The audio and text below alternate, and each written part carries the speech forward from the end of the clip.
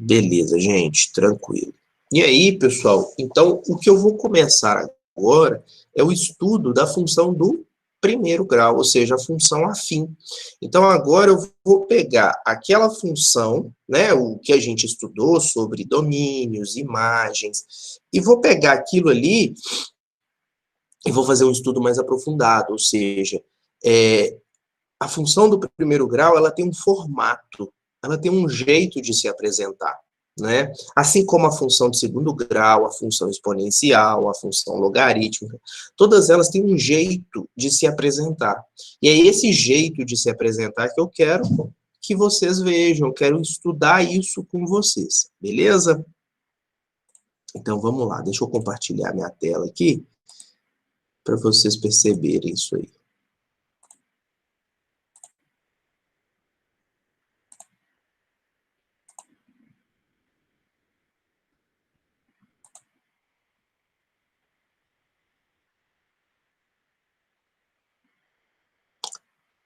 Pronto, tá aí. Beleza. Então, bora lá, pessoal. Olha só. Olha só, gente. Quando a gente vai falar sobre a ideia, né, de função afim, quando nós vamos falar sobre essa ideia de função afim aí, é interessante que a gente... Só um minuto, pessoal. Sumiu minha barra de ferramenta aqui. Saquem. Peraí. Cadê o negocinho de voltar ela?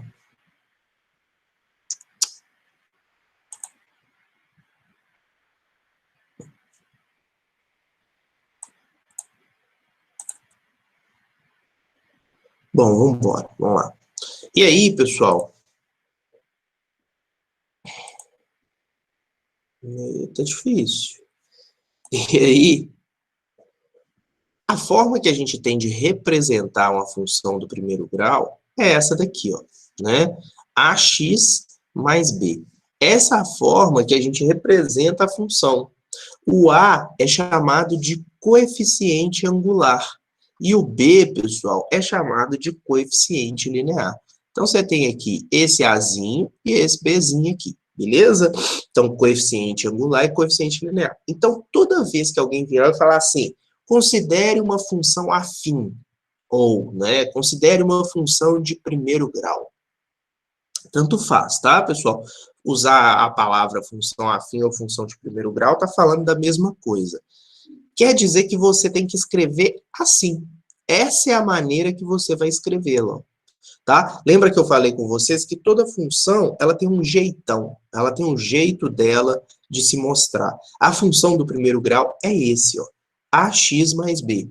E aí, o que que a gente precisa descobrir nessa função? Quem é o a e quem é o b. Porque esses valores de a e b, pessoal, eles pertencem aos números reais. O a é um número real. O b também é um número real. Só que aqui a gente tem que só tomar um cuidado, porque o A é um número real, mas o A ele tem que ser diferente de zero. Rafael, por que esse A tem que ser diferente de zero? Porque se ele for igual a zero, isso aqui some. Imagina, se o A for zero, ó, 0 vezes x, aí 0 vezes qualquer coisa dá zero. Aí vai ficar só o B. Tá vendo? Aí some esse x. Não é isso que eu quero, pessoal. Beleza? Não é isso que a gente quer. Então, na verdade, o que a gente precisa? A gente precisa perceber, né, quem é esse A e esse B. Né? Por exemplo, aqui, ó, f de x igual a 3x menos 1. Quem é o A e quem é o B? O A é 3 e o B é menos 1. Beleza? Então, são os coeficientes que a gente chama. O A, ele é chamado coeficiente angular, e nós vamos entender por que que ele é chamado angular. É ele que vai falar sobre o ângulo que o gráfico faz com o eixo X, beleza? E tá aqui. Aí, pessoal, a gente tem algumas formas de representar, né? Eu vou falar isso com mais calma daqui a pouquinho, que é sobre a ideia do gráfico de uma função, tá? O gráfico de uma função afim, né? O gráfico de uma função de primeiro grau, ele sempre vai ser uma reta, tá? Sempre vai ser uma reta. Só que você imagina que esse A e esse B, eles vão influenciar nessa construção.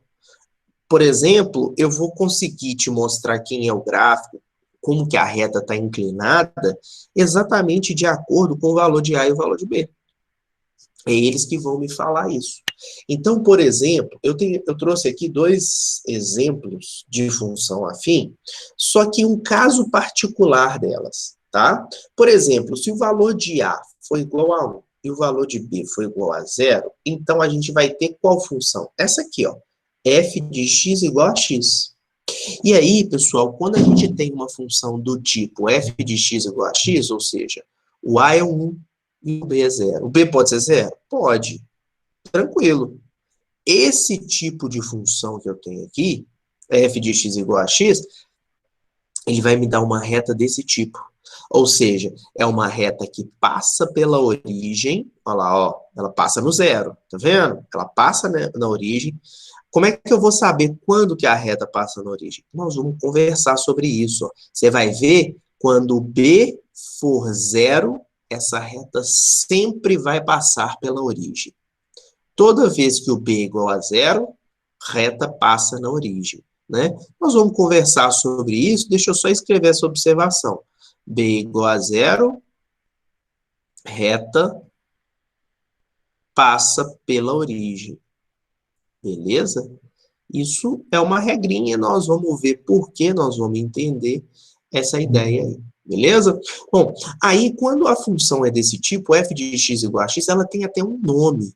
Ela é chamada de função identidade, né? E aí essa função identidade, pessoal, ela te dá o quê? Por exemplo, se eu virar para você e falar que o x é igual a 1, quem é o valor de y? Ou seja, quem é a imagem? Concorda que vai ser o próprio 1? Porque coloca x igual a 1. O y vai ser 1. O f de x não é y, que é o meu domínio, ó, que é a minha imagem. Aqui, ó, você tem o domínio, que é o x, e o y, que é a imagem. Então, se o x for 1, o y vai ser 1, ó. Olha lá, você vai ter essa situação aqui, ó. 1 e 1. Se o x for 2, o y vai ser 2, ó. 2 e 2. Se o x for 3, o y vai ser 3. E assim por diante. Tá? E assim por diante. Observa que todos esses pontos estão em cima dessa reta. Gente, e é isso que nós vamos estudar. Os pontos que estão em cima de cada uma dessas retas. É isso que a gente precisa pensar.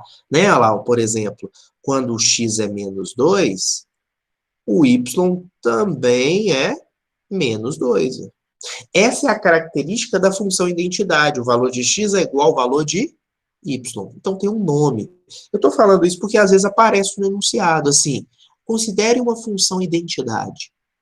Ou ele vira e fala assim, considere uma função em que a reta identidade, quem é a reta identidade? É essa aqui, ó. É a reta que passa pela origem, beleza? Onde os valores de x são iguais aos valores de y. Ou seja, é uma reta desse tipo, ó. Y igual a x. É uma reta do tipo y igual a x. Lembrando, gente, que a gente pode escrever f de x ou a gente pode escrever y. Tanto faz, beleza? Tanto faz. Por que a gente escreve f de x ao invés de y? Porque a gente tem que indicar para quem está lendo a questão qual número que você está colocando aqui no lugar do x. Por exemplo, eu vou fazer a f de 2. Então, no lugar do x, você vai colocar o número 2. Né? Então, a gente precisa mostrar isso para o leitor. Beleza, pessoal? Tranquilo? Joia, beleza. Então, essa reta identidade, a primeira característica dela é que ela é uma reta, e essa reta, ela está passando pela origem. Agora, outra característica importante que a gente tem da reta identidade é o seguinte. Observa, pessoal, que o meu plano cartesiano, ele está dividido em 4 partes iguais. Aqui, ó. Você tem a primeira parte, essa segunda região, essa terceira e essa quarta. Inclusive, a gente chama isso de quadrantes. Então, por exemplo, esse cara aqui, ó, é o primeiro quadrante. Esse cara aqui é o segundo quadrante. Terceiro quadrante. E aqui o quarto quadrante. Então, você tem primeiro, segundo, terceiro e quarto. Rafael, por que você fez assim, nessa ordem? Eu não posso colocar o primeiro aqui, não, o segundo aqui? Não, pessoal, porque isso aqui, gente, é uma coisa que é, como é que a gente fala? É, assim, é uma condição. Já existe essa condição, né? E essa condição já é dada. O primeiro quadrante, ele sempre é esse cara aqui. Depois a gente vai girando no sentido anti-horário, ó. Sempre no sentido anti-horário. Primeiro, segundo, terceiro e quarto quadrante. Beleza? E aí, ó, no primeiro quadrante que a gente tem, e o terceiro quadrante, tá vendo que a reta só está neles, ó? Só tá no primeiro e no terceiro quadrante. Ela só está ocupando o primeiro e o terceiro quadrante. Essa é outra característica da função identidade. Ela ocupa só o primeiro e o terceiro quadrante. Por isso que a gente fala também que essa reta, além de se chamar reta identidade, sabe como é que ela chama também? Bissetriz dos quadrantes ímpares. Peraí, bissetriz dos quadrantes ímpares, tranquilo, porque ela está no primeiro e no terceiro quadrante. Mas por que ela chama bissetriz? Porque, pessoal, isso aí vocês vão ver lá na geometria, tá? Vocês vão ver isso lá na geometria. Deixa eu ver se alguém falou aqui comigo.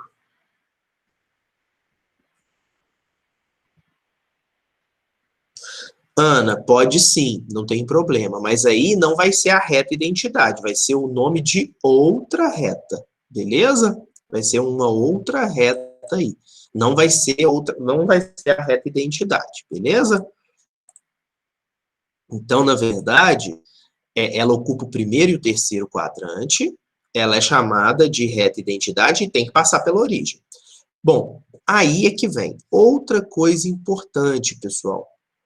Essa reta identidade, ela faz o quê? Você concorda comigo que esse ângulo aqui, ó, é de 90 graus? Ó? Isso aqui é 90 graus. Essa reta identidade, pessoal, essa reta identidade, ela simplesmente divide esse ângulo ao meio. E aí esse ângulo, ele fica 45 graus, 45 graus, tá vendo? Ele ficou dividido exatamente na metade.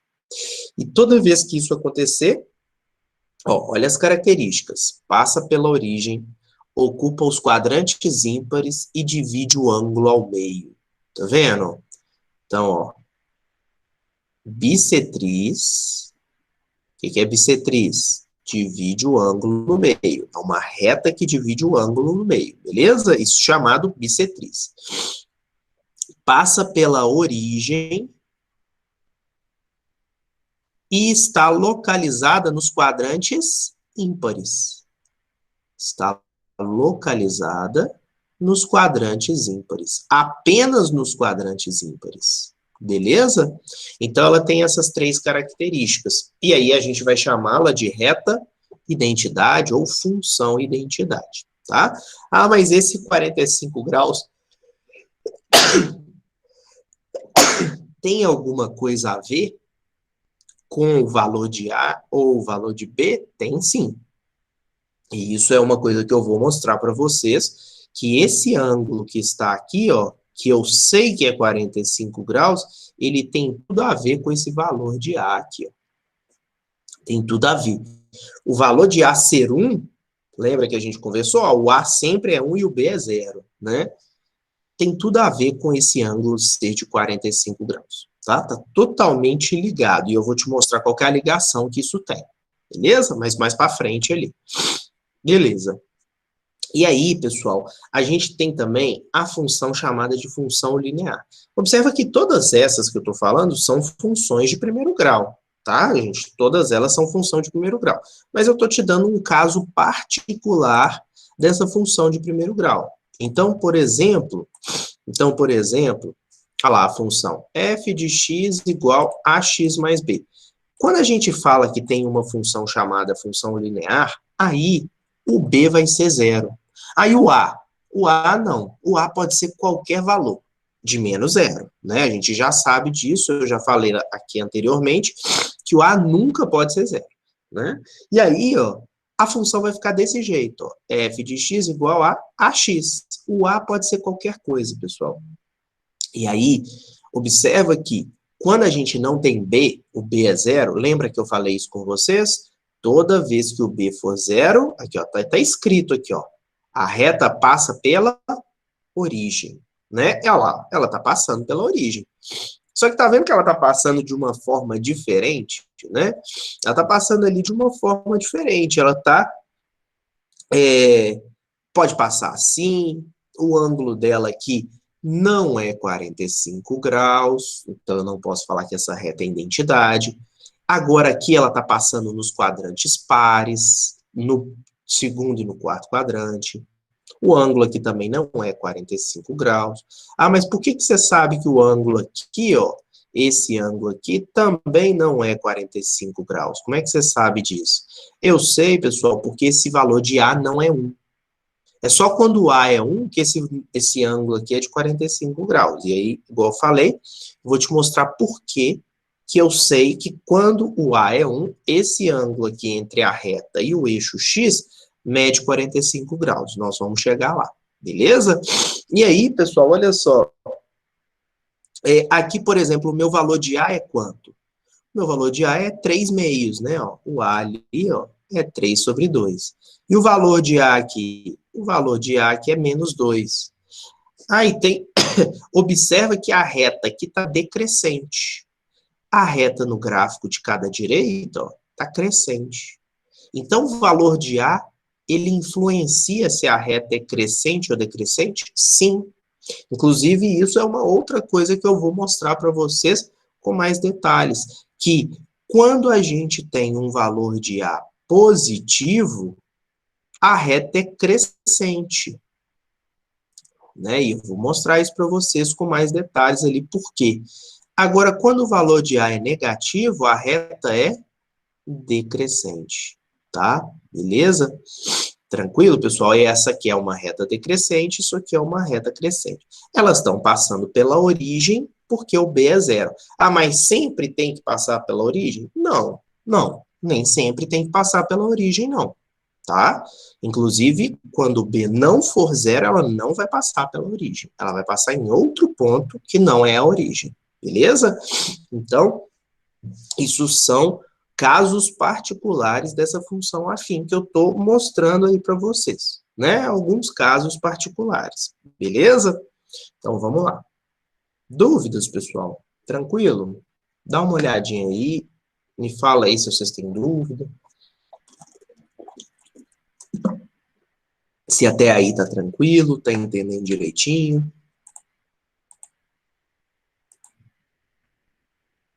Beleza. Ok. Gente, se tiver dúvida, me falem. Não deixa a dúvida, não. Beleza? Joia.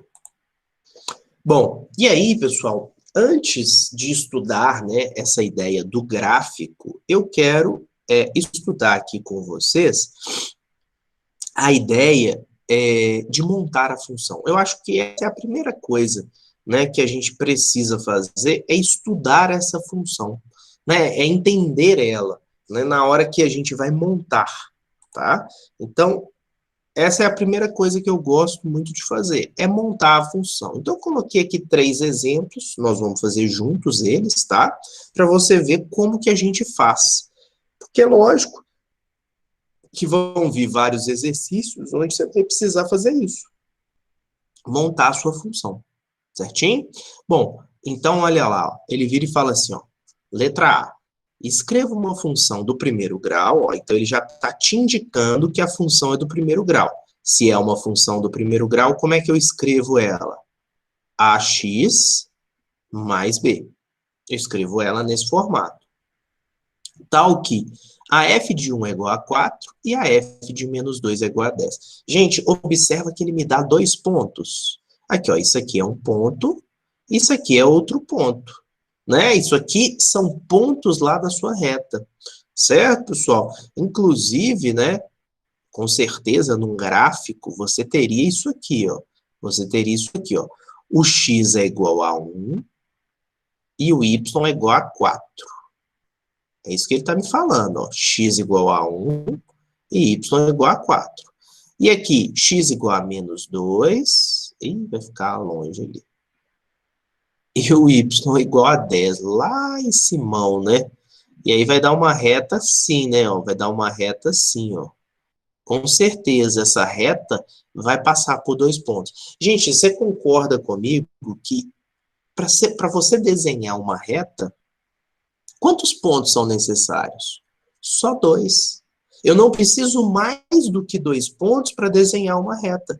Porque a distância de uma reta a outra, né? A menor distância de uma reta até outra é uma reta.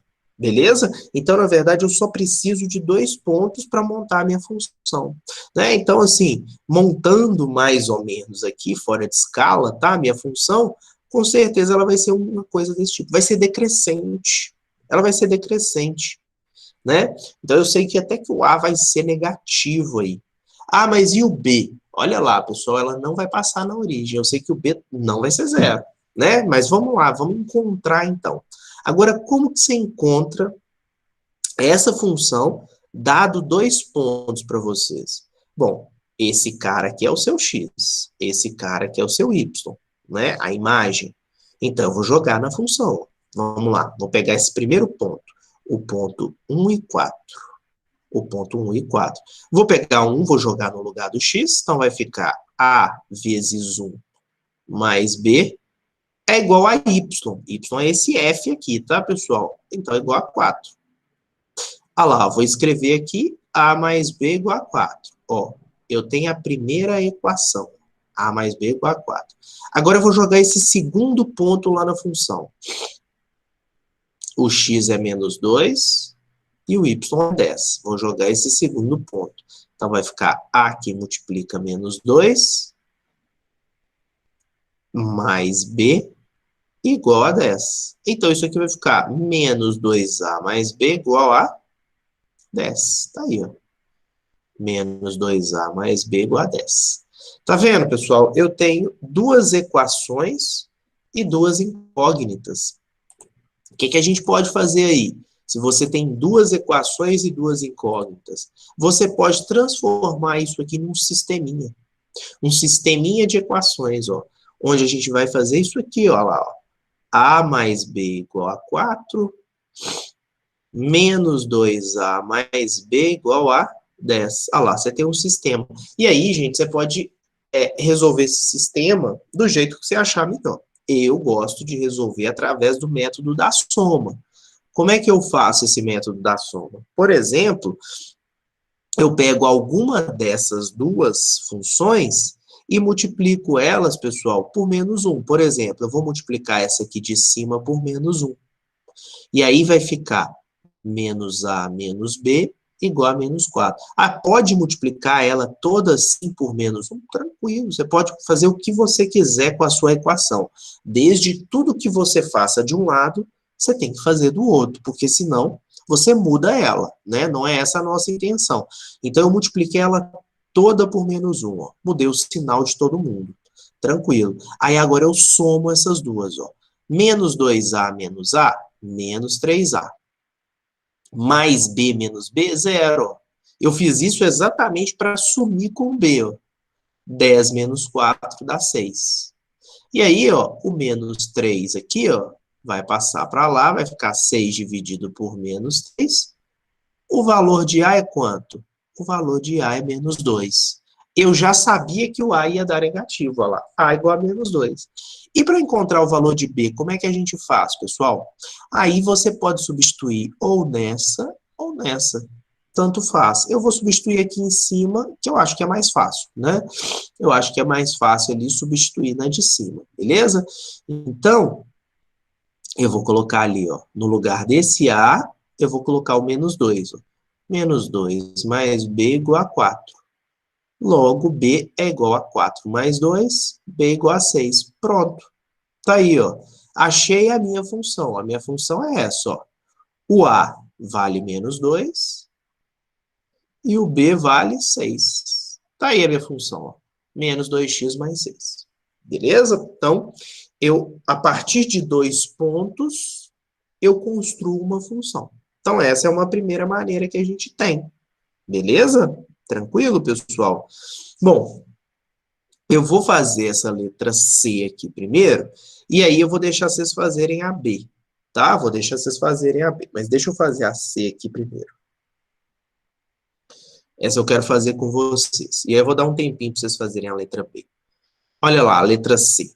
Uma fábrica de panelas opera com um custo fixo mensal de R$ 9.800 e custo variável por panela de 45. Gente, esse é chamado custo. É o custo que você vai ter para fabricar a sua panela. Você tem R$ 45 por panela que você fabrica e R$ 9.800 de custo fixo.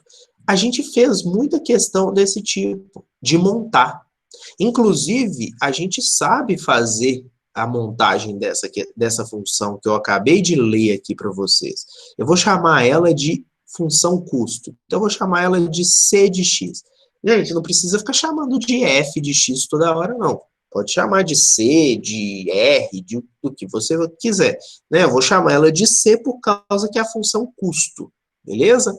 Então, ele me fala que você tem um custo fixo de 9.800 mais um custo variável de R$ 45 a cada panela que você produz.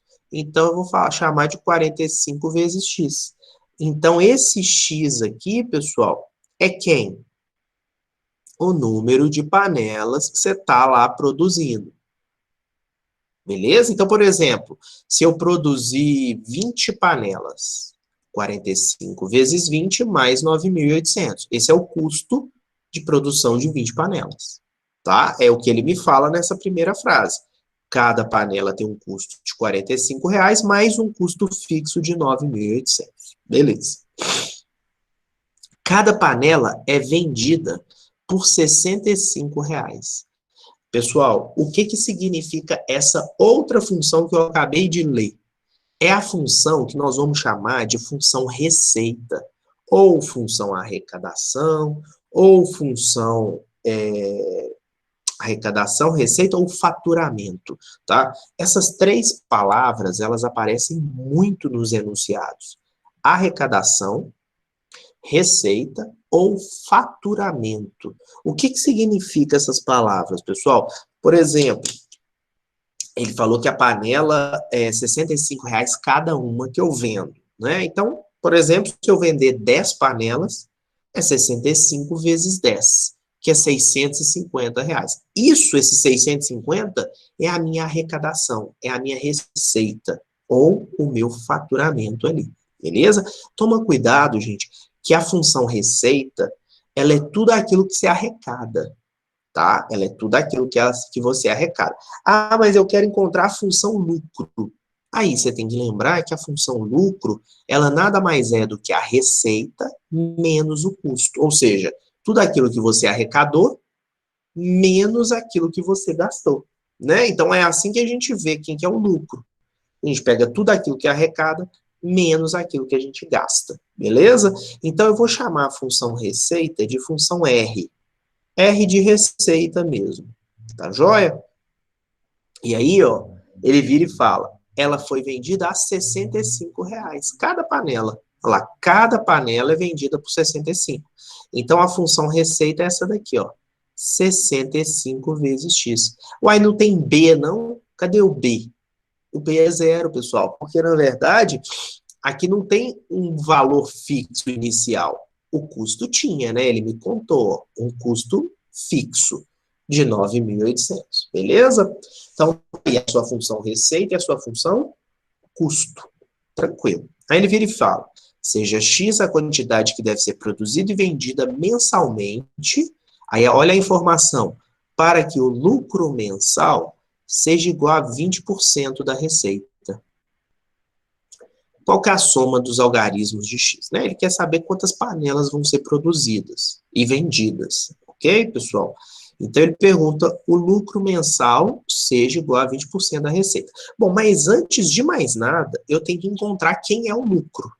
Mas eu acabei de falar com vocês que o lucro nada mais é do que a receita menos o custo, né? Isso é o lucro. Então, vamos achar a função lucro, porque eu já achei o custo, já achei a receita, então eu quero achar a função lucro. Na verdade, ele só me deu como que é a função receita e a função custo para que a gente encontre a função lucro, tá? Então, a função receita é 65x menos a função lucro, 9.800 mais 45x. Gente, uma coisa muito importante, quando você coloca um menos aqui, ó, esse menos aqui é lá da função lucro. Esse menos, ele tem que subtrair,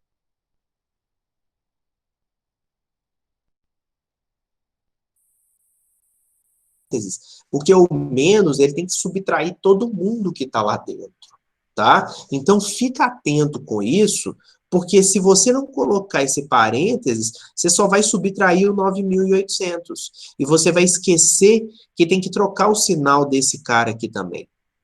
Tá joia? Então, fica muito atento com isso, beleza? Essa subtração, ela tem que ser de todo mundo. Por isso que eu coloquei o parênteses ali. Então, ó, a função lucro vai ser 65x menos 45x menos 9.800. Então, essa função lucro, ela é 65 menos 45, dá 20, menos 9.800. Beleza, pronto. Achei a minha função lucro. É essa daqui. Por que eu queria achar a função lucro, pessoal? Porque ele me fala sobre ela. Ele vira e fala assim, ó, para que o lucro mensal seja igual a 20% da receita. Gente, o lucro tem que ser 20% da receita. É isso que ele está pedindo aqui. Lucro seja 20% da receita. Como é que você escreve isso? Como é que você escreve que o lucro é 20% da receita? Assim, ó, lucro é igual a 20% da receita. Vê se você concorda comigo. É isso aqui que ele está te falando, ó. O lucro é 20% da receita, né? Então, escreve isso, ó. A função lucro é essa, 20x menos 9.800 é igual a 20% da receita. E a receita é 65x, né? A receita é 65. E aí, vamos agora fazer conta, que aí nós vamos descobrir quem é o X, ou seja, quantas panelas que tem que ser produzidas para que seja atendido isso que ele está perguntando aqui. Beleza? Então, olha lá. 20% de 65, pessoal. Aí você tem que fazer 20 vezes 65 dividido por 100. E aí, 20 vezes 65, vamos lá. 20 vezes 65 dá 1.300. 1.300x sobre 100. Esses dois zeros aqui, ó, corta com esses dois zeros aqui. Vai ficar só 13x, ó. Olha lá, ó. Vai ficar assim, ó. 20x menos 9.800 é igual a 13x. Beleza?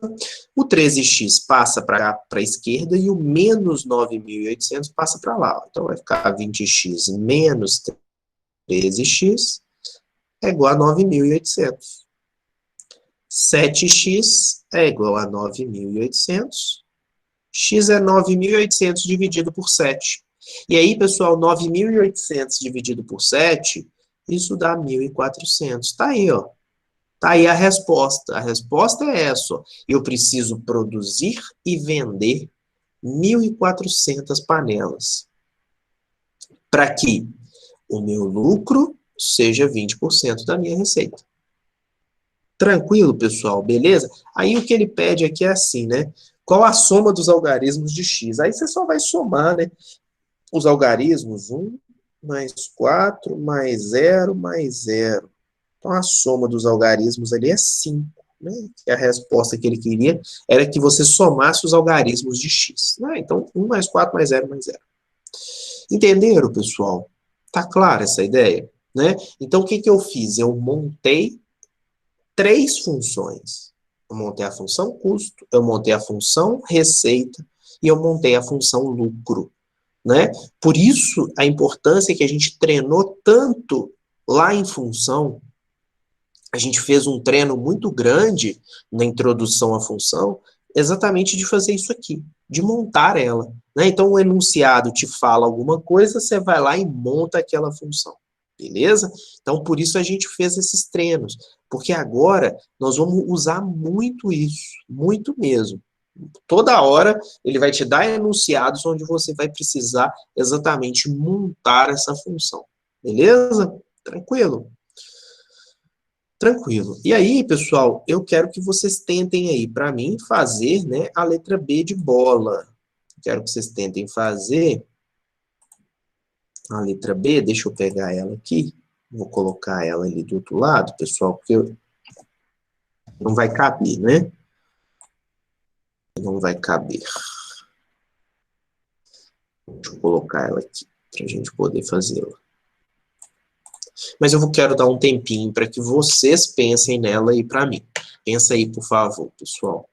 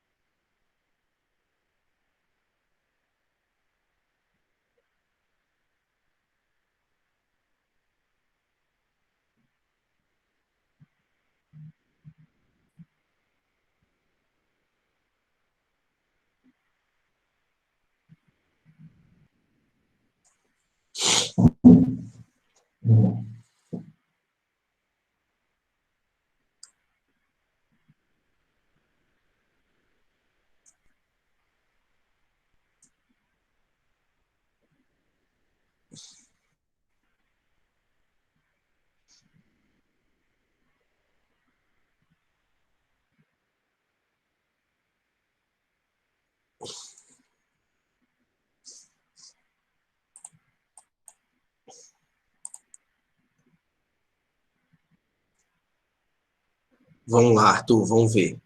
Vamos ver como é que isso vai ficar. Vamos dar uma olhadinha lá.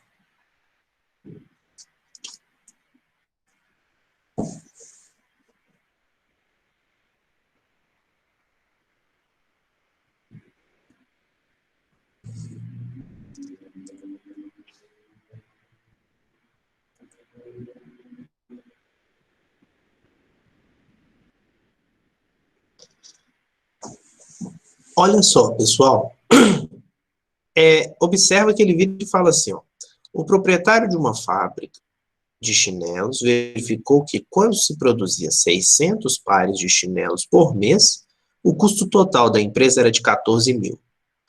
E quando se produzia 900, o custo mensal era de 15.800. A relação entre o custo mensal e o número de chinelos produzidos, não, a gente faltou vários acentos aqui, né? Deixa eu consertar esse trem que tá feio pra caramba. Peraí. Número, fábrica, alguns acentos aqui. Produzidos por mês é uma função afim. Olha só, pessoal, ele já te deu um indicativo. É uma função afim, tá? Então, na verdade, ele está querendo saber qual que é a função custo.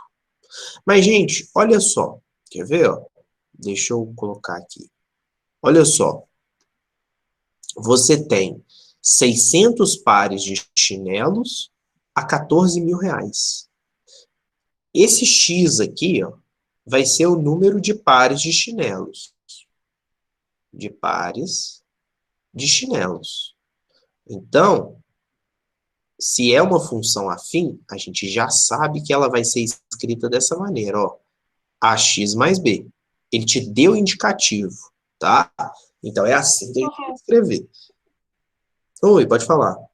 Você falou aí que X é o número de pares, mas ele tá falando que é o número de chinelos. E como a Isma falou, em pares não deveria multiplicar por 2? Não, não, não. É porque quando você vende o chinelo, você vende ele em par, né? Ah, mas é que eu achei como a Isma tava falando em pares e embaixo não tava, aí teria que multiplicar. Não, peraí, não entendi. Não, Foi lá em cima. é porque quando você produz o chinelo, você produz ele em par, né? Você vai vender ele, você produz ele em par. Então, isso que ele fala é o número de chinelos, não é o número de um chinelo, é o número do par do chinelo. Tá joia? Então, isso aí é porque na hora que você vende, não tem como você separar isso aí. Então, você vende em pares essa ideia. Beleza? Tá? Beleza. Então, ó, esse número de pares de chinelos. Então, por exemplo, pessoal, se você vender 600 pares, 14 mil reais. Então, ó, a função é essa aqui, ó, 600, 14 mil. Lembra, isso aqui é um par ordenado, né? X, isso aqui é Y. E aí ele me dá um outro par ordenado. Ele fala de 900 pares, eu vou ganhar 15.800. Então, isso aqui é X, isso aqui é Y. Beleza? E aí, pessoal, eu tenho que montar essa função, ó, AX mais B. Beleza? Bom, aí eu vou chamar de função custo, né? Porque ele mesmo chama isso de C, né? De custo. Então, a minha função é essa daqui, ó. C de X é igual a AX mais B. O que nós vamos fazer?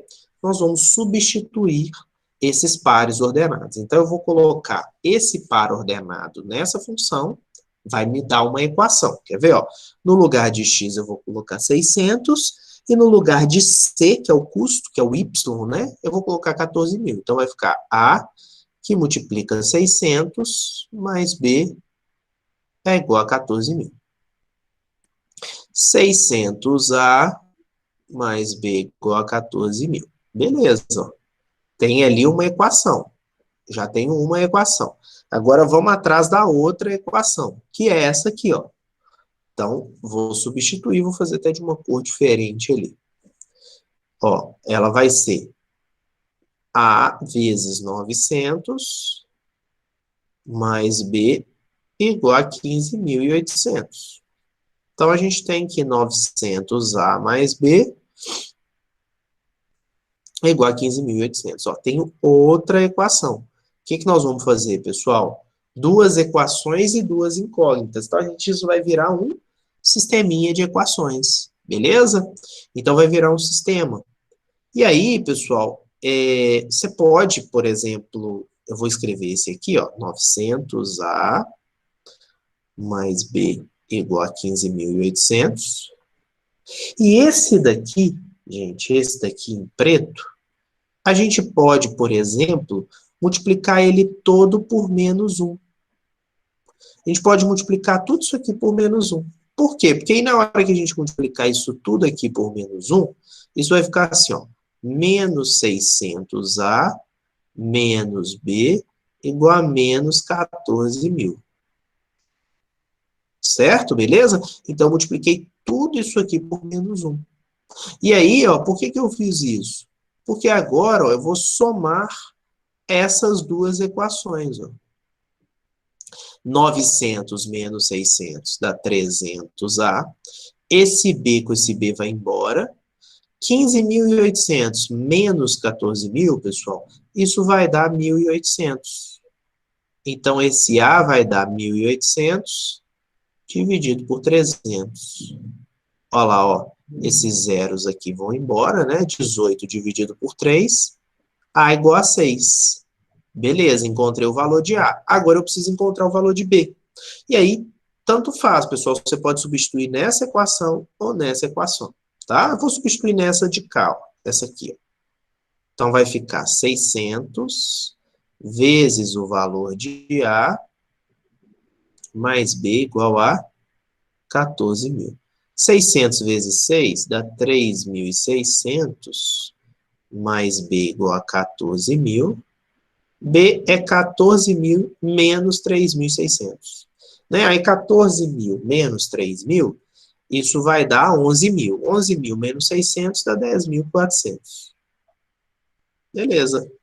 Pronto, pessoal, acabou. Aí agora eu tenho ali a minha função, né? Eu tenho ali a minha função. Minha função C, ela vai ser 6x mais 10.400. Tá aí, ó.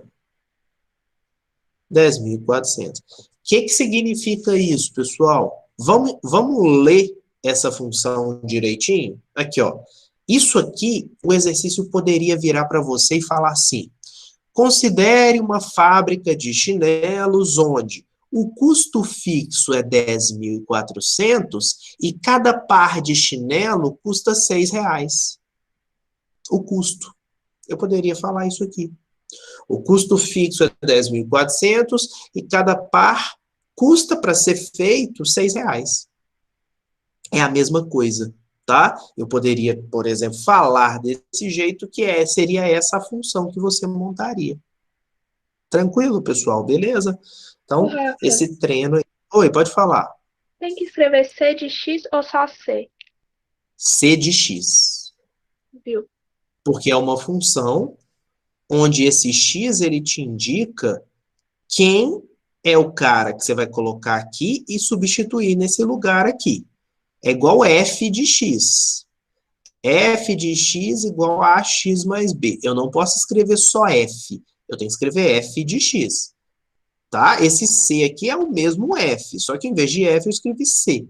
Tá joia? Eu só troquei a letrinha, mas não importa qual é a letra que você vai colocar ali. Você pode escolher a letra, né? Inclusive, quem te fala a letra que você vai colocar, às vezes é o próprio exercício aqui, ó. O próprio exercício te fala qual é a letra que você vai colocar, mas sempre relacionado com X. Porque o X, ele indica para o leitor qual é a quantidade, por exemplo, que eu vou produzir. Por exemplo, se eu produzir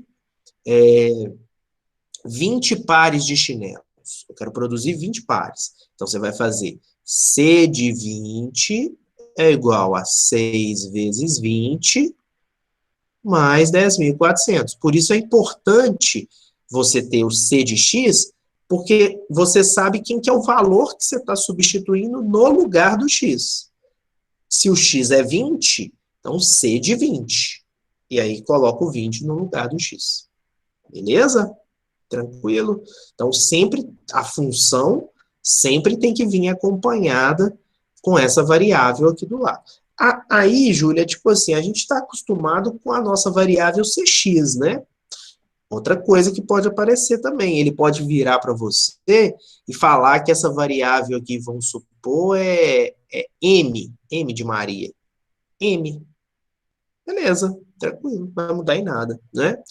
Assim, só tomem cuidado com essas coisas, pessoal, porque a gente fica muito acostumado com F e fica muito acostumado com x ser a nossa variável. Mas pode ser que a variável seja M de Maria? Pode, tranquilo, não tem problema não, né? Beleza? Então, só toma cuidado e observa, ó. Aqui ele falou que a variável tem que ser quem? O C em função de x. Então, por isso que eu escrevi C em função de x. Então, ele está te indicando o que ele quer. Beleza? Mas ele poderia virar e falar assim, obtenha a função, sei lá, W em função de M. Seria W de x é igual a 6M mais 10.400. Tá vendo que a função é a mesma? Né? Eu só estou trocando a letrinha ali. Então, só fica atento com isso, gente, porque a gente fica mesmo acostumado a trabalhar só com x, x, x, x, x. Aí, quando o cara pede lá uma outra letra, a gente fica, nome e agora? Né? Não, não tem problema. A relação, ela não muda. A única coisa que muda é a letra, tá? Então, fica atento a isso aí. Beleza? Joia. Tenta fazer essa para mim. Tenta fazer essa daí, por favor.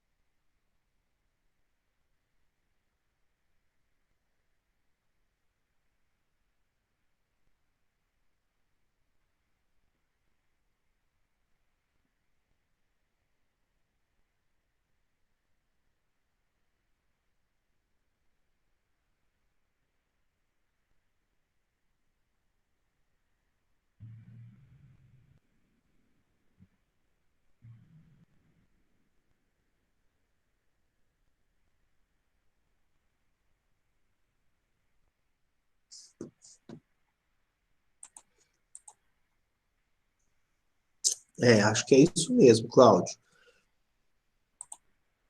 Isso. Olha lá, vamos dar uma lida? A unidade usual de medida para a energia contida nos alimentos é quilocaloria. Uma fórmula aproximada para o consumo diário de energia em quilocaloria para meninos entre 15 e 18 anos é dado por essa função.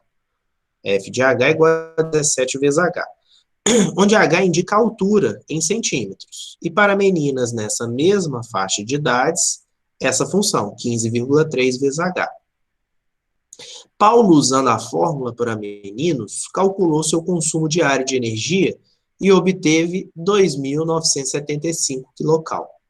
Sabendo-se que Paulo é 5 centímetros mais alto que sua namorada Carla, e que ambos têm entre 15 e 18 anos, o consumo diário de energia para Carla, de acordo com a fórmula, é...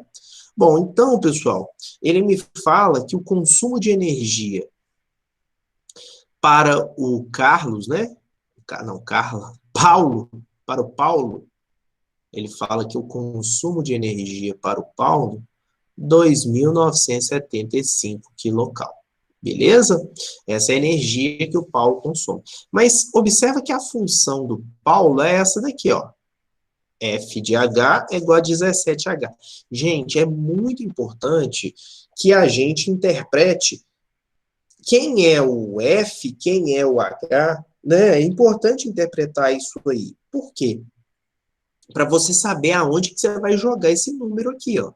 Esse 2.975 você vai jogar no lugar do H ou no lugar do F? Vai ser no lugar do F. Por quê? Porque o H, ele me fala, H é a altura da pessoa. Beleza?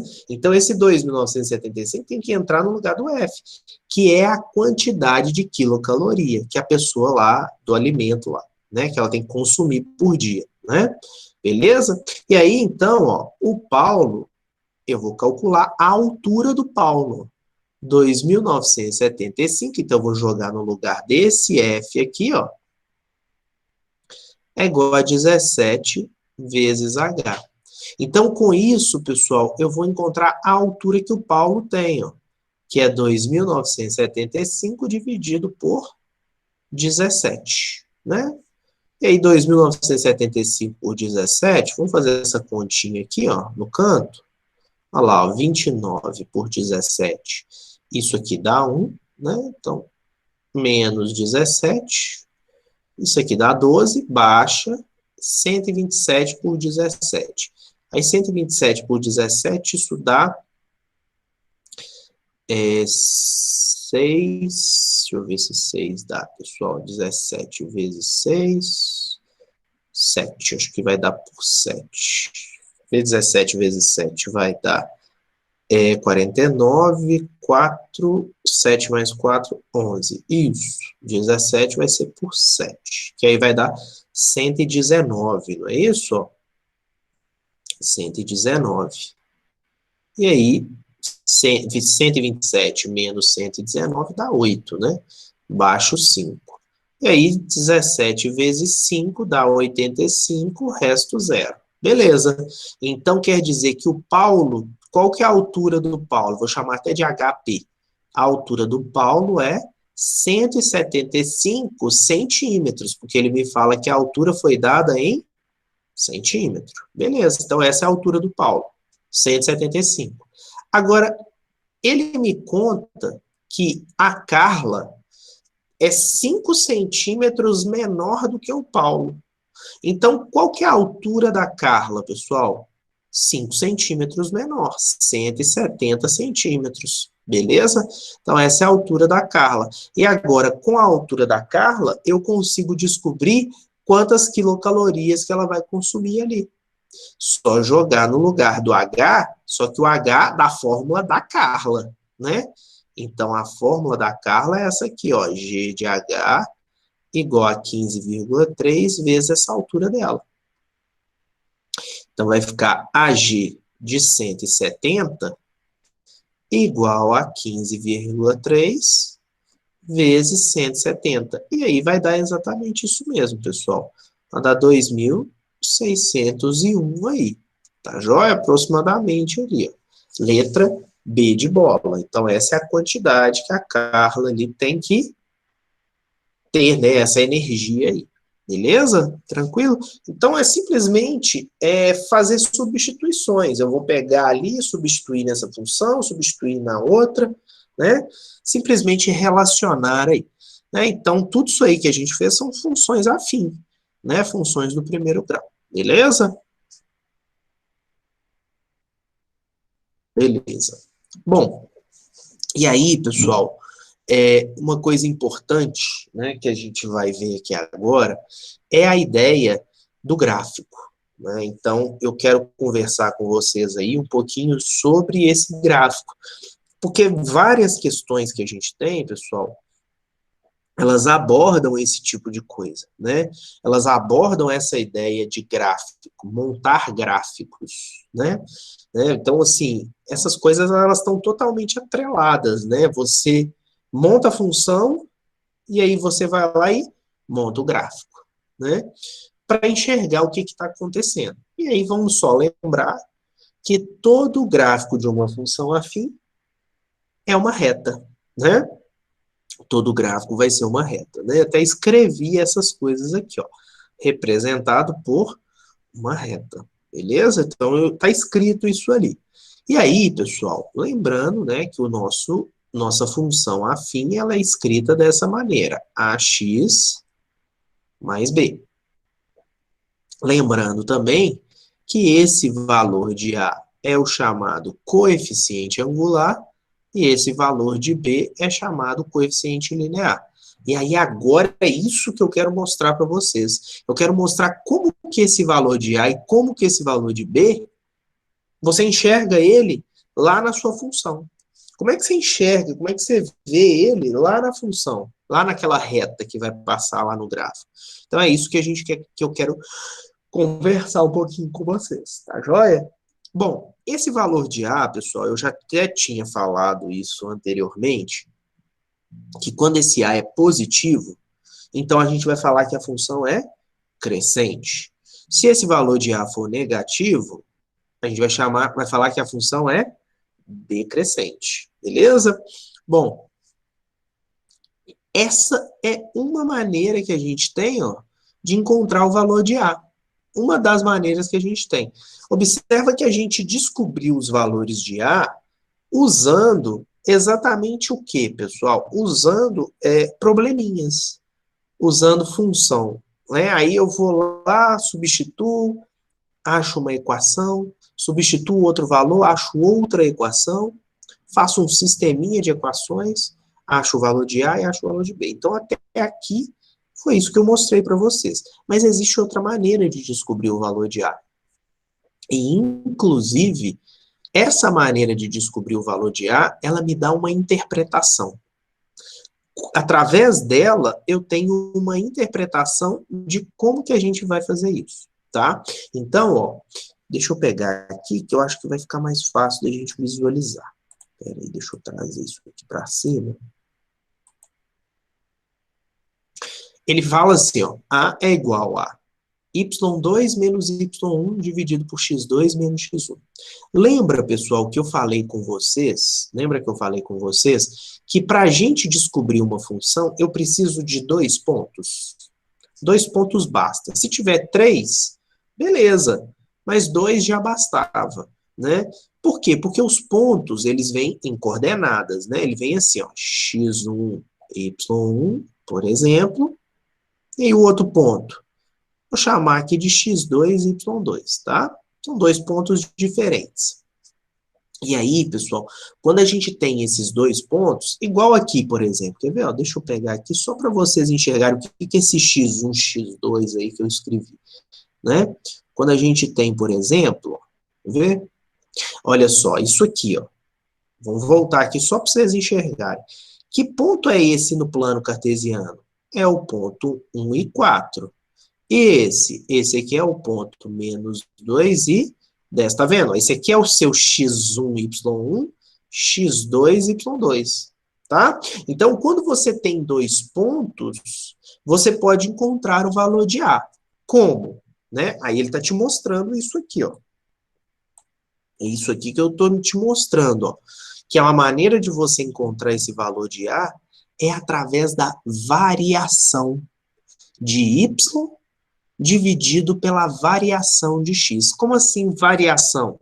Variação, pessoal, é quando você subtrai um valor do outro. Isso é variar, beleza? Então, na verdade, ó, quando você fizer y2 menos y1 dividido por x2 menos x1, você vai encontrar o valor de A.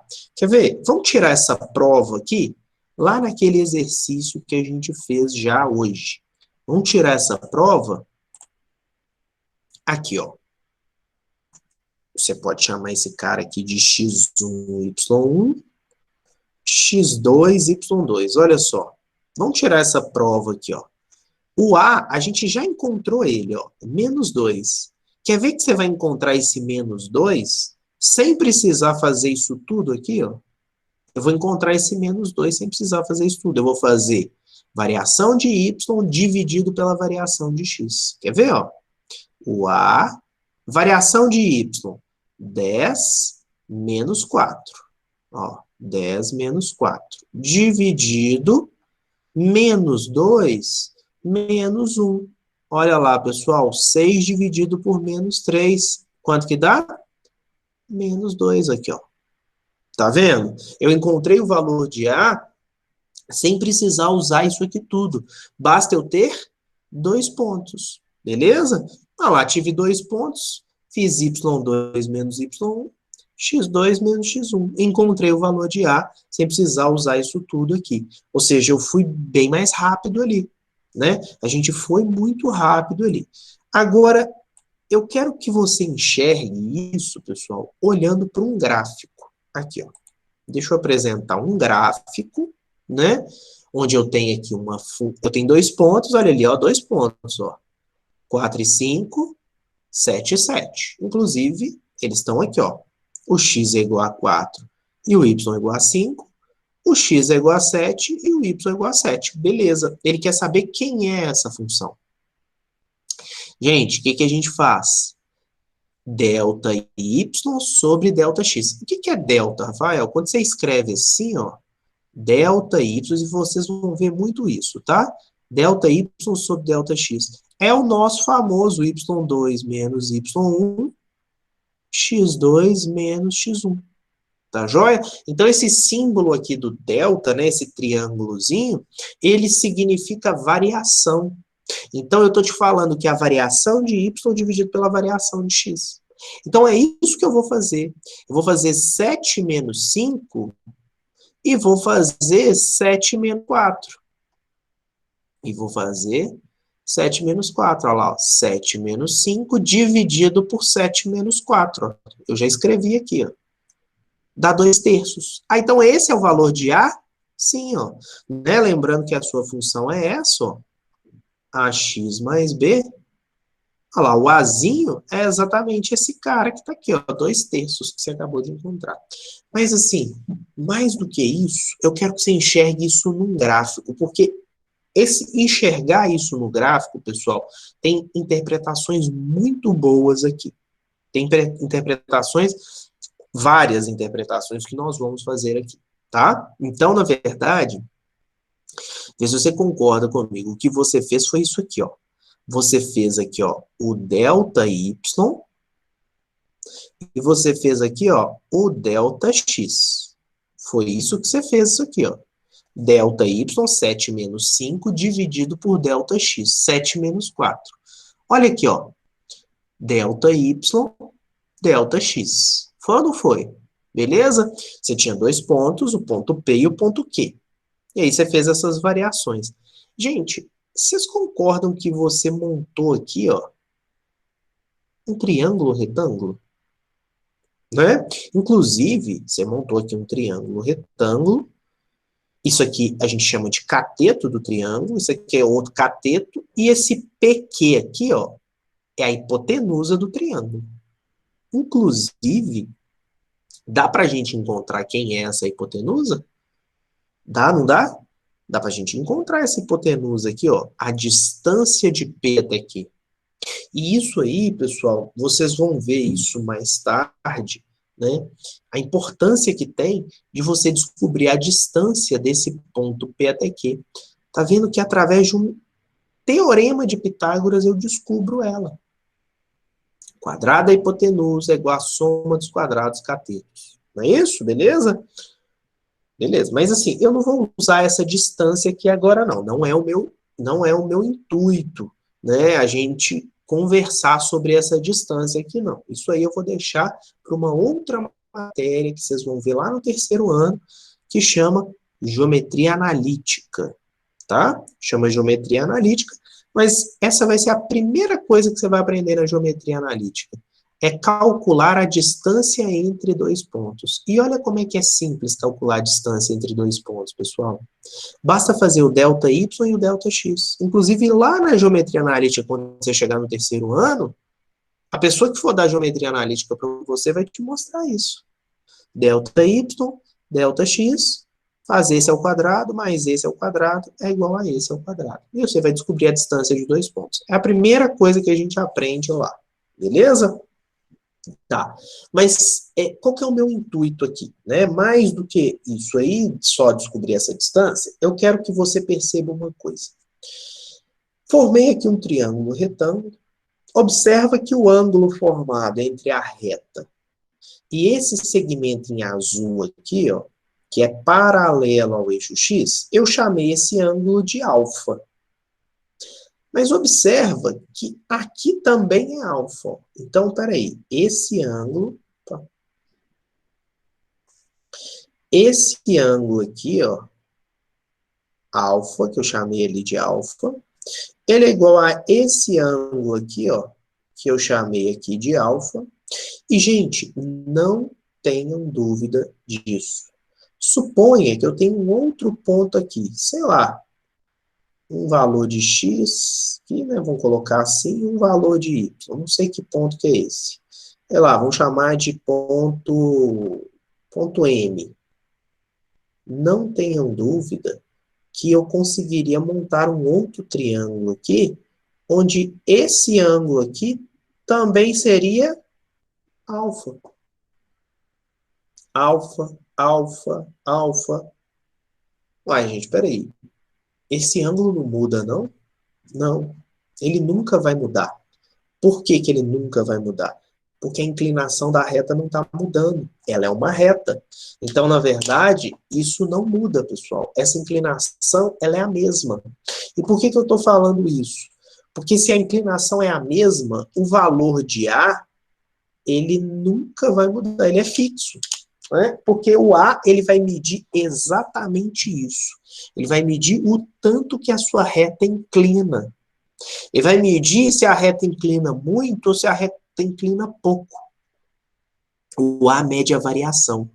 E, gente, a gente tem diversas aplicações, inclusive eu vou fazer vários exercícios com vocês, de coisas que a gente vai precisar estudar esse valor de A. A gente vai precisar, por exemplo, entender esse valor de A aí. Quer ver? Um exemplo muito claro. Vamos supor que eu viro para você e falo esse Y aqui sei lá, vamos supor, é o volume lá do tanque. E esse X aqui é o tempo. Então, volume e tempo, né? Imagina que eu tenha isso aí. Então, por exemplo, vamos supor que aqui é 7 litros, e aqui é 7 horas.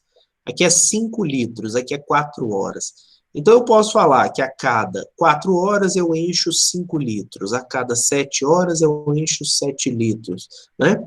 E essas variações vão me dar o quê? Quanto que eu encho por hora. Ou seja, eu vou ter ali a vazão do tanque. Quantos litros que o tanque enche por hora, né? E isso, pessoal, eu estou falando essas coisas, né? Nós vamos fazer exercício sobre isso, tá? Porque como é que o exercício te cobra sobre esse valor de A, que é o nosso coeficiente angular ali? Ele te cobra exatamente esse ponto. Ele vai te cobrar exatamente interpretações desse valor de A. Tá joia, pessoal? Então, essa é a maneira que a gente tem de calcular esse valor de A. Outra maneira de calcular ele, pessoal, outra maneira que a gente tem, então, ó, A é igual a ΔY sobre ΔX. Outra maneira que a gente tem é fazendo a tangente desse ângulo alfa. Por que a tangente desse ângulo alfa? Pessoal, vocês já estudaram ano passado, ou esse ano, não sei, aquelas ideias de seno, cosseno e tangente? Vocês lembram disso? Seno, cosseno e tangente? Lembra? Ótimo, beleza.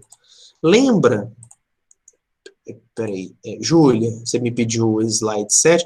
Júlia, mas eu vou colocar lá no Google Sala de Aula esse slide, tá joia? Vou deixar lá, mas pode tirar um printzinho aí da tela que você quer, beleza? Sem problemas.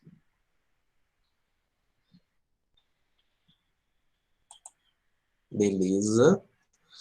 Gente, lembra lá das relações de seno, cosseno e tangente? Que você falava assim, né? Você tem aqui o triângulo retângulo, aí você tem aqui 90 graus, e você tem lá o ângulo alfa. Aí eu falava assim, seno de alfa, cateto oposto dividido por hipotenusa. Não era isso?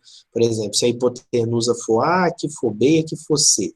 Então, seno de alfa é cateto oposto sobre hipotenusa. Cosseno de alfa, cateto adjacente sobre hipotenusa. E a tangente de alfa? Cateto oposto dividido pelo cateto adjacente, não é? Ó, cateto oposto dividido pelo cateto adjacente. Dá uma olhadinha nesse triângulo. Dá uma olhadinha nesse, ou nesse, ou nesse. Qualquer um que você quiser.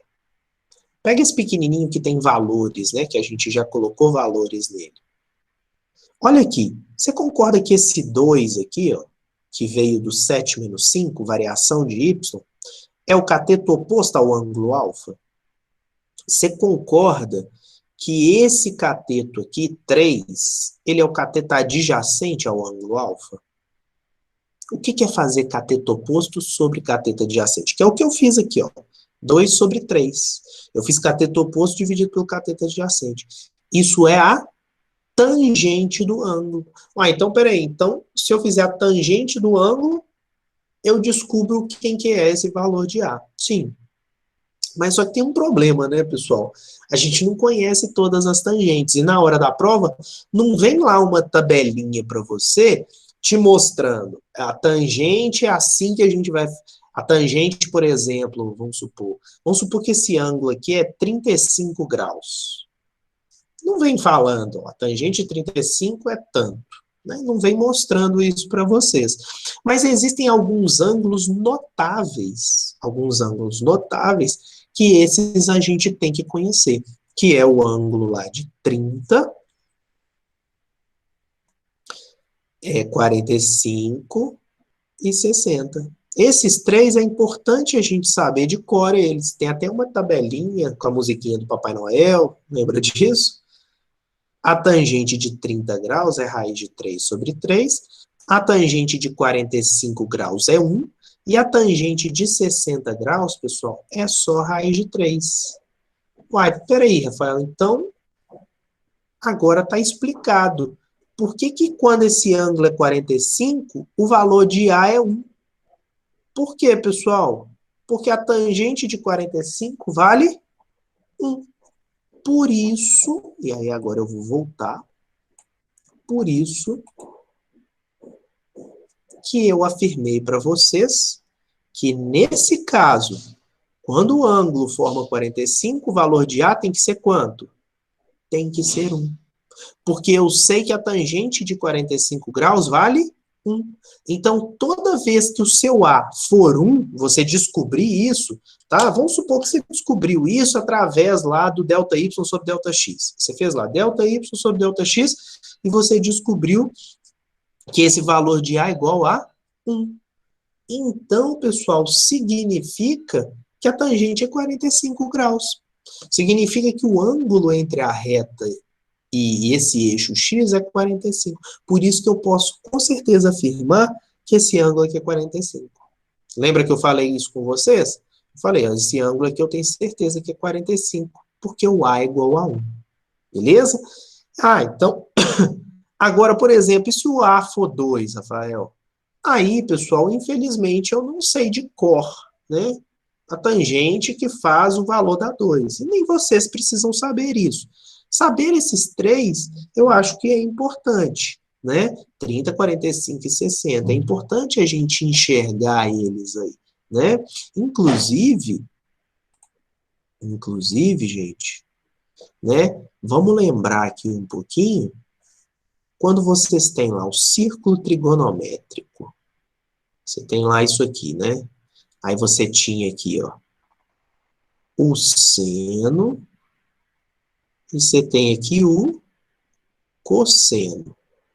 Aí lembra que esse círculo trigonométrico começa assim, ó, 0 graus, aí aqui é 90 graus, vai girando no sentido anti-horário, ó. 0, 90, 180, 270, aí volta aqui, ó, 360 graus. Pronto, dei uma volta completa, né?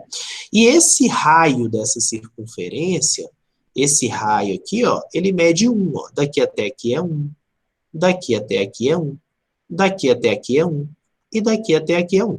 Gente, mas nós estamos falando de um plano cartesiano, né? Daqui até aqui é 1, daqui até aqui é 1, Daqui até aqui é menos 1, né? Porque para cá é negativo. E daqui para baixo também é menos 1. E aí, aonde que está a tangente? Vocês lembram? O seno estava aqui, a cosseno estava aqui. A tangente, ela fica aqui, ó. A tangente, ela fica aqui. A reta da tangente, ela fica exatamente aqui. E aí, pessoal, por exemplo, igual eu virei e falei assim, tangente de 45 graus. Tangente de 45 graus vai ser 1. Ela é isso aqui, ó. Aqui é 45 graus, ó. Tá na metade. Então, eu sei que esse cara vale, ah lá, ó, vale 1. Então, isso aqui, ó, 45 graus. Beleza? Aí começa a aparecer algumas coisas, né? Por exemplo, se você quiser, eu quero saber, vamos supor, a tangente de 30. A tangente de 30, pessoal, ela tá aqui, né? Ela vai bater aqui, ó, 30 graus. Sei lá, é raiz de 3, né? Que a gente descobriu ali, né? A gente descobriu que é raiz de 3 sobre 3. Beleza? Agora, pessoal, uma coisa importante. Uma coisa. Se, por exemplo, o meu ângulo entre a reta e o eixo for maior do que 90. Por exemplo, se esse ângulo, vou até apagar ali, só para a gente poder conversar melhor. Se eu virar para vocês e falar, por exemplo, que o ângulo é 135 graus. Se eu falar que esse ângulo é 135, né? E faz sentido, né? Porque aqui é 90, aqui é 180, o 135 está entre esses dois. Se eu falar que aqui é 135 graus, cadê a tangente de 135? A tangente de 135, pessoal, ela vai estar lá embaixo, ó. Ela vai estar batendo lá embaixo, lá. E quem é esse valor? Eu sei que a tangente de 45 vale 1. 45 graus. Quem é a tangente de 135? Quem é a tangente de 135? Pessoal, observa que 135 graus e 45 graus a gente chama de ângulos amigos. Por que ângulos amigos? Porque olha esse ângulo que tem aqui, ó. Quem você acha que é esse ângulo que tem aqui, ó? 45. Como é que você sabe o que é 45, Rafael? Faz 180 menos 135, ó. Aqui não é 180? Aqui não é 135? Faz 180 menos 135. Dá exatamente 45 graus, pessoal. Então, eles são ângulos amigos. Então, eu não tenho dúvida que a tangente de 135 vai ser menos 1. Porque ela vai estar simétrica, né? Ou seja, vai estar no mesmo plano, só que de forma simétrica. Se a tangente de 45 é 1, a tangente de 135 ela vai ser menos 1. Beleza, pessoal? Por exemplo, quer ver? Ó? Se eu virar para você e falar a tangente de 30 graus, que eu até coloquei em azul aqui. Tangente de 30, raiz de 3 sobre 3. Deixa eu fazer de uma cor diferente aqui, ó. Tangente de 30 graus, raiz de 3 sobre 3. Qual é a tangente que é menos raiz de 3 sobre 3? Quem é esse cara aqui, ó? Quem vocês acham? 180 menos 30. 180 menos 30, pessoal, dá 150. Então, eu não tenho dúvidas que essa tangente de 150 é menos raiz de 3 sobre 3. Porque 150 é um ângulo amigo de 30. Observa que os ângulos amigos, a soma deles sempre tem que dar quanto? 180 graus. Os ângulos amigos, a soma sempre dá 180. Por exemplo, 60 graus, o ângulo amigo dele é 120, porque a soma dá 180. Então, eu não tenho dúvida que a tangente vai ser o mesmo valor, mas com sinal trocado. Beleza, pessoal? Tranquilo? Ah, Rafael, mas aqui você está me mostrando ângulos pequenos, menores que 90. É verdade. E isso, lembra que eu falei com vocês que quando o valor de A é positivo, Valor positivo. A função é crescente? Aí eu vou um pouquinho mais longe. Toda vez que eu falar que o A é positivo, a função é crescente, beleza? Só que o ângulo alfa, ele está variando de 0 até 90 graus. Agora, se eu falar que o A é negativo, a função vai ser decrescente,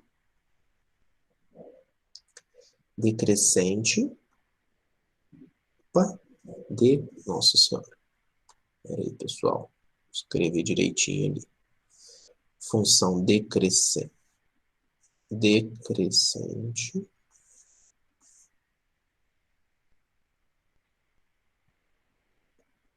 e o alfa, esse ângulo, ele vai ser entre 90 e 180, olha lá. Ele vai estar entre 90 e 180. Então, toda vez que o ângulo entre a reta e o eixo X for maior que 90 e menor que 180, eu não tenho dúvida que o A vai dar negativo e a função vai ser decrescente.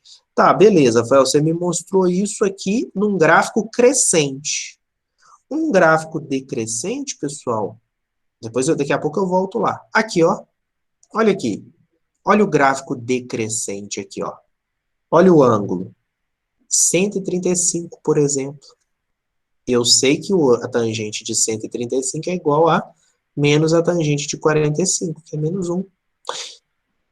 Ué, mas eu achei que o ângulo seria esse aqui de dentro. Cuidado, tá, gente? Não. Na verdade, isso aí é uma notação da matemática. Toda vez que você vai desenhar um ângulo, você sempre gira no sentido anti-horário, tá? Na hora que você desenha um ângulo, você sempre faz esse giro no sentido anti-horário, beleza? Então, ó, eu parto aqui do eixo X e vou girar no sentido anti-horário, até bater na reta. Bateu na reta, você tem um ângulo, ó. Sair do eixo X, bateu na reta, você tem um ângulo. Beleza? Então, ângulo é sempre o giro no sentido anti-horário, tá certo? Então, quando o seu gráfico for decrescente, não tenha dúvida que o valor de A vai ser negativo. Ele vai ser negativo. No caso aqui é 135. Eu sei que o ângulo amigo de 135 é 45 graus. E eu sei que a tangente de 45 é 1. Então, a tangente de 135 vai ser menos 1. Beleza? Assim como aqui a tangente é de 30, ó, beleza, lá, positivo. Positivo. A tangente com ângulos menores do que 90 graus, eu sei que elas sempre são positivas. Por isso que o valor de A é por isso que o valor de A é positivo. Por isso que o valor de A é positivo. Beleza, gente? Tranquilo? E aí, ó, eu vou parar por aqui, né? Vou fazer uma chamada, tá? Vou fazer uma chamadinha aqui, beleza? Mas eu vou parar a aula por aqui hoje. E na aula que vem, eu vou conversar mais um pouquinho sobre esse A, vou relembrar com vocês aí, tá? E depois eu vou mostrar construções de gráfico. Então, nós vamos pegar várias funções e vamos ficar construindo gráficos ali. Tranquilo? Beleza?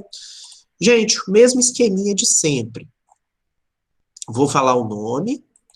Por favor, abra o microfone e me fala presente, ou então alguém aí para mim me fala que o colega respondeu lá presente no chat, beleza? Então, bora lá. Ágata. Ágata tá por aí? Tá no chat. Chat, beleza.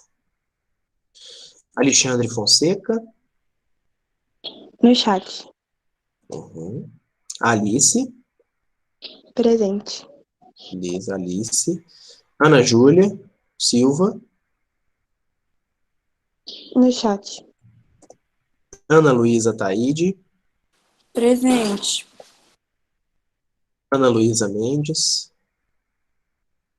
Presente. Ok. Arthur Veloso. Presente. Clara Gomes. Presente. Clara Pimenta. Presente. Fernanda Mendes. Presente. Guilherme Mendes, Presente. Gustavo Campos, Presente. Henrique Almeida, Presente. Isabela Mendes, Presente. João Emanuel. João Emanuel, tá por aí? Ok. João Gabriel, Presente. João Mateus, Presente. João Pedro Santos, Presente no chat. João Vitor Luna, Presente. Júlia da Silva, Presente. Laura Pietra, Presente. Luísa de Oliveira. Luísa, tá por aí? Ela tá no chat. Beleza, obrigado. Maria Clara, No chat. Maria Eduarda Dornelles, No chat também. Maria Eduarda Xavier, Presente no chat. Maria Fernanda, Chat também. João Emanuel falou que ele tá aqui. ah, tá, beleza, então, deixa eu... Maria Luísa Lopes, No chat. Matheus Ribeiro, Presente. Tainá Maria. No chat. Pode sair quem você falou o nome, Rafa? Pode, tranquilo, Júlia. Viu? Obrigada. Nada. Ana Flávia Weber, Presente. Carolina Bueno, O microfone e o chat dela travaram, mas ela tá presente. tá, joia. Clara Úrias, No chat. Cláudio de Pádua,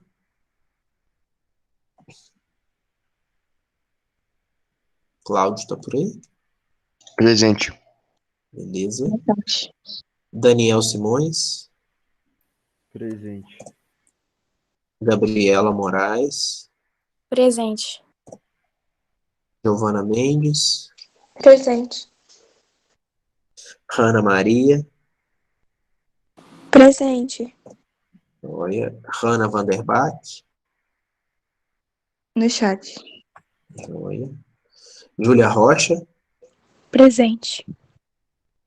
Letícia Pires, Presente. Luiz Felipe dos Santos, Mudou de cidade. nossa, toda hora eu esqueço. Luísa Pereira, Presente. No chat. Maria Cecília, Presente. Maria Luísa de Prado, No chat também.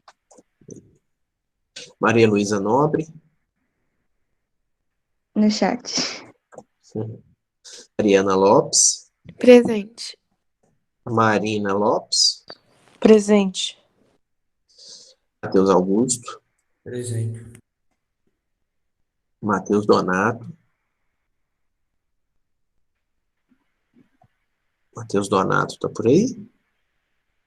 Tá presente no chat. Beleza. Nicole Batista, Presente. Pedro Henrique Neves, No chat. Pedro Ramos, Presente. Rafaela Colares, Rafaela, tá. Thiago Carvalho Presente. e Vitor Emanuel, Presente. Vitor Hugo. Presente no chat. Beleza, Alice, obrigado, viu? Gente, então, beleza. Então é isso. Então, um abraço para vocês, boa semana, bom simulado.